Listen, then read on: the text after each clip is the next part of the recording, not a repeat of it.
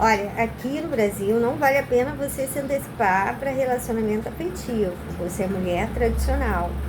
Porque o cafetão, se ele conseguir casar com você, com comparsa dele, os familiares todos são cúmplices, tá? Ajuda a mentir, enganar tudo. E outra, pior, que ele pega uma prostituta e faz a sua vez na rua. E você fica em cárcere privado, dentro de casa. E eles têm deepfake, agora que foi descoberto, mas até então mostrava vídeo, dizia pra mãe, não quero que você me procure, coisas desse tipo. Ou senão dizia que tinha conseguido uma boa oportunidade de trabalho. Plataforma de petróleo, eles todos trabalham nisso, é um perigo. Eles entram nesses lugares porque tem muito homem, e eles trabalham com prostituta, vende prostituta, então eles querem ser motorista de ônibus, trabalhar em plataforma de petróleo, construção civil. Eles entram nesses locais, batalhões de polícia, exército, porque tem muito homem. Ele vai vender, vai fazer amizade com eles e vai vender prostituta para todos eles lá.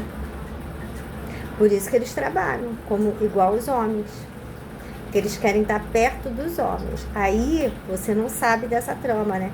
E pensa que ele é um trabalhador quando as mulheres eram enganadas, porque eles de fato eram trabalhadores, né? Estavam registrados. Mas a intenção de trabalhar é sempre para vender prostituta, em lugares que tenham muitos homens, mas muito homem mesmo. Que seja majoritariamente sejam homens que estejam na empresa trabalhando. É o lugar que os cafetões vão buscar emprego. Vende até para o dono da empresa, prostituta. Ele começa a se socializar vendendo prostituta. Só sabe se socializar assim, sendo simpático aos homens, dando adultério, prostituta, pedofilia. Numa dessa, se eles tiverem uma trama contra você, o que acontece é que se eles tiverem uma trama contra você, você vai achar que ele é trabalhador, porque ele se relaciona bem com todo mundo da empresa. Os homens todos gostam dele, ele dá prostituta para eles, quase, às vezes até de graça. Então ele é muito bem quisto pelos homens, e isso vai te enganar. Os homens também não vão supor que ele te engana. Os homens também não supõem isso. Acham que você sabe que ele é cafetão. Aí fica nessa, eles acham que você sabe, você não sabe de nada e ninguém fala nada pra você. Ninguém. E as prostitutas não vão falar. Vão ajudar a te enganar. E você começa a viver, eu vivi isso um pouco, você vive num círculo de engano generalizado. E as suas amizades vão se restringindo às pessoas deles. Porque ele já começa a te caluniar, já falar coisas suas, mentiras, sempre no ramo do cuidado aos filhos, querem nos colocar como doidas no cuidado aos filhos e no trato doméstico, que é onde nós somos excelentes, que são os cuidados aos filhos e no trato doméstico da casa, né? E profissionalmente também somos exemplares, somos excelentes. Mas toda mulher trata de filhos e casa. Isso é regra básica, né? E outra vai ser médica, outra vai ser doutora, jornalista, como eu, que estou estudando, e aí eu trabalho político. Mas basicamente toda mulher é dona de casa e mãe. E nisso nós somos muito exemplares. E eles começam a nos caluniar aí. Foi isso que o Juarez fez comigo. Quando ele viu a minha excelência como mãe, ele já começou a me caluniar.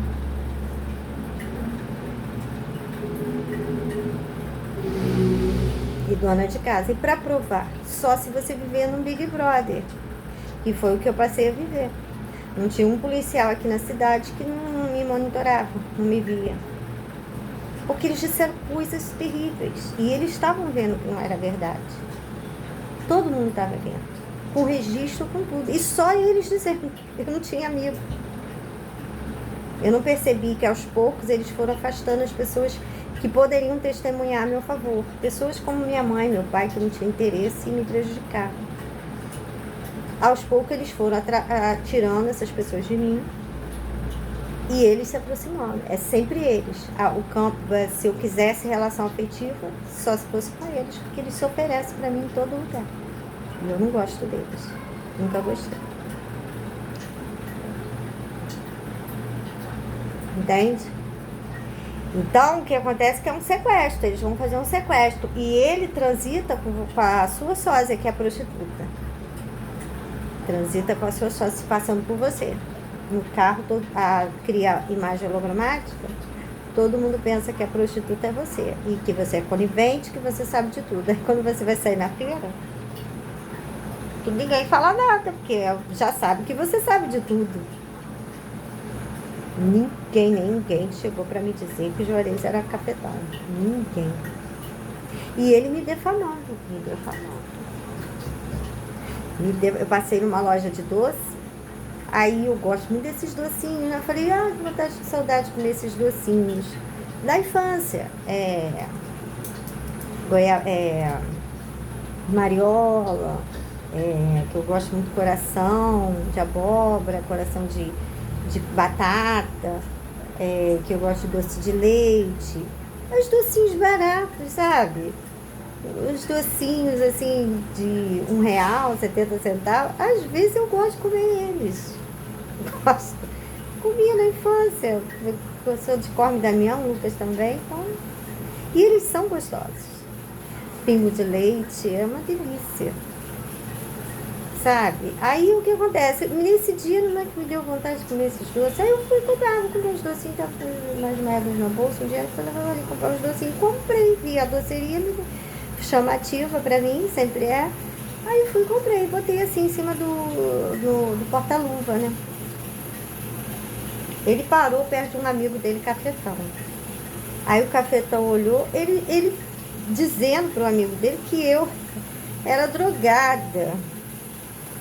A troca de olhar foi essa, como se fosse uma abstinência de comer doce. E eles pegaram nessa coisa, porque realmente eu gosto de doce, mas eu não tenho isso, nunca usei droga, nunca bebi nada, nenhum tipo de bebida alcoólica, não gosto, bebi algumas vezes champanhe todo ano e uma vez vinho, alguma coisa. Não gosto de bebida alcoólica, não gosto, mas gosto de doce. E a troca de olhares deles eu entendi. Eu só não sabia desse negócio de abstinência de doce, eu não sabia. Eu fui saber disso com o Rodrigo.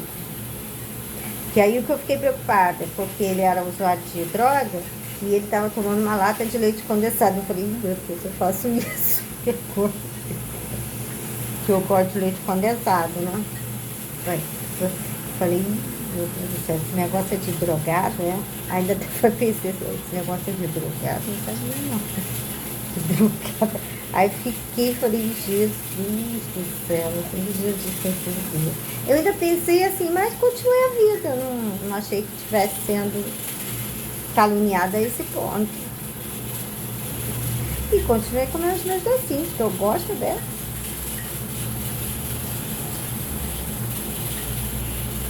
Então é assim, eles caluniam. E outra, a sua sósia faz a sua vez perto do seu esposo, por isso que ninguém vai te avisar que ele é cafetão.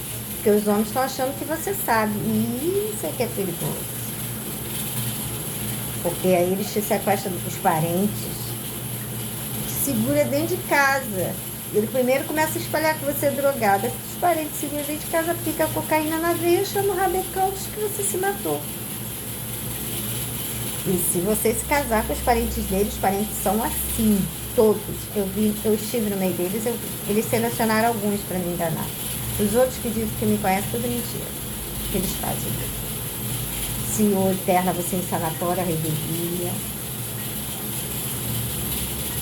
Mata seus parentes, aqueles que estão desconfiados e querem te denunciar, através que é seu irmão, é seu cunhado, é seu tio. Ama você. Eu sei que ama. Mas eles saem com piranha. Sai. E é a piranha que vai matar eles também, antes deles te ajudar. Vai ver qual é que tem rabo preso na tua família, qual que é chantageável e subornável, pronto, lascou tua vida. E aí ele começa a falar com os policiais, né? Se valer lembra que eu te falei?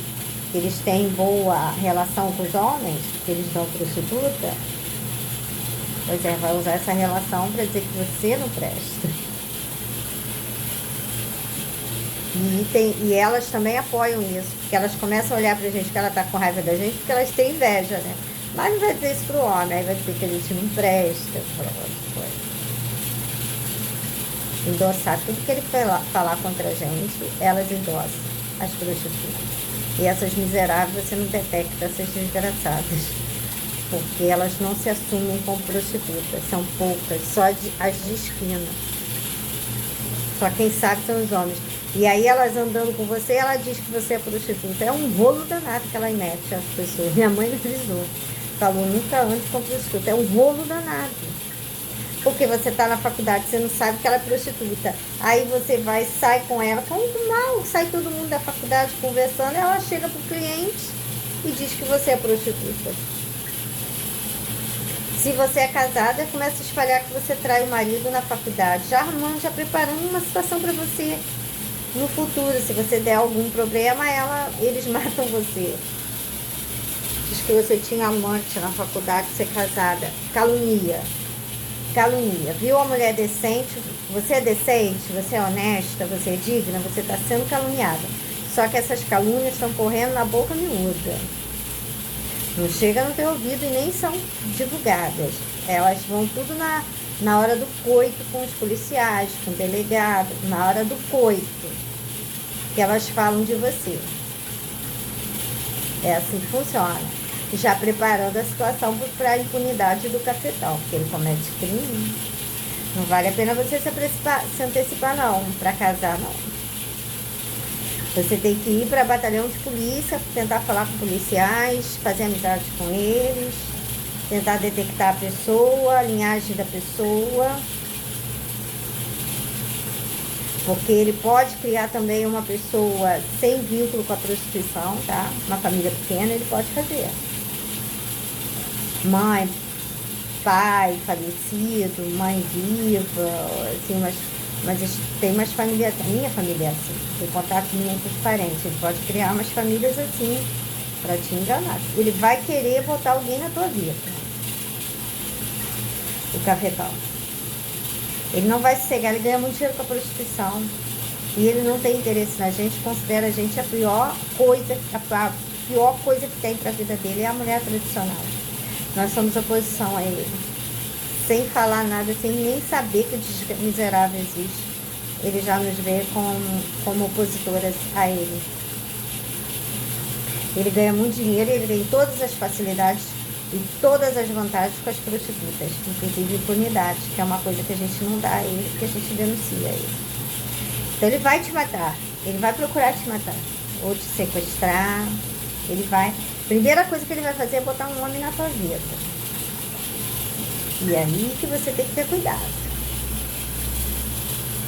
Ver as características do homem, se estão mais...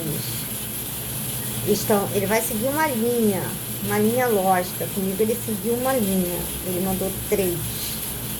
Foi o cafetão que mandou. E meu filho também, ele mandou pra ele. Eu detectei rapidinho. Mas comigo ele mandou 3. E ele acreditou na linha Barreto. Ele acreditou nisso. Porque o Alex não tinha o sobrenome Barreto, mas ele morava no Barreto. E o Alex é a mesma aparência de um primeiro namorado, que morava na frente da Albel, na Roberto Silveira. Ou seja, estamos no Barreto, né? Estamos no Barreto. Porque o primeiro, morava na rua Roberto Silveira. O segundo morava no Barreto, aonde o governador Roberto Silveira está sepultado. Olha só. E o terceiro era Juarez da Costa Barreto. Tá entendendo? Segue uma linha, você tem que detectar a linha lógica. É certo que você não se relacionou com homem tradicional, só se for amigo de infância, pessoas que você conheceu há muitos anos, sabe que são pessoas da família tradicional e você teve realmente um relacionamento com ele.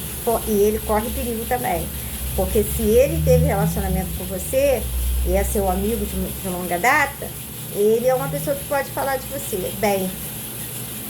E o cafetão vai querer te defamar. Como mulher, naquilo que nós somos excelentes. Eu sou uma mulher excelente. Mas é na minha condição de mulher que ele começou a me defamar. Percebe a lógica, nem sempre a aparência, mas tem uma singularidade. Busca a singularidade. Existe. Eu conheço a mente desse miserável. Existe uma singularidade. Ele tem uma singularidade. Tem. Nesse caso desses três foi Barreto. A singularidade. O André fugiu completamente a tudo que ele tinha preparado para mim. Ele trabalhava na Ampla, companhia de luz. Ele era supervisor da Ampla. Mas ali foi um desespero mesmo. Achou que eu ia aceitar ficar com ele, porque não tinha ninguém, então eu ia ficar com ele de qualquer jeito. Não tinha um namorado, nada. E bonita, muito bonita. E ele achou que eu ia aceitar o André. Eu fui ver qual era deles, entendeu? Até quando deu. Descobri.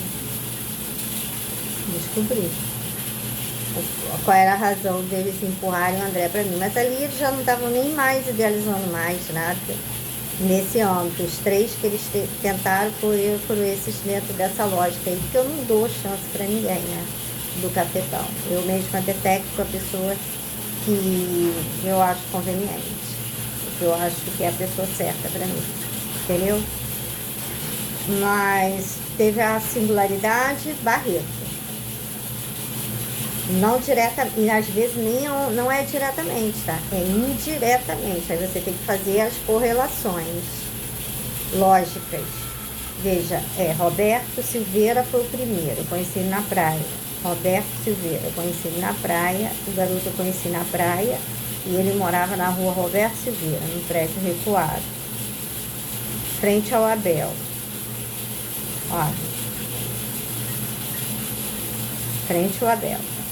Aí, o segundo é Alexander Soares Martins, um estádio, Carlos Martins, muito famoso aqui em Niterói, fica na rua Roberto Silveira.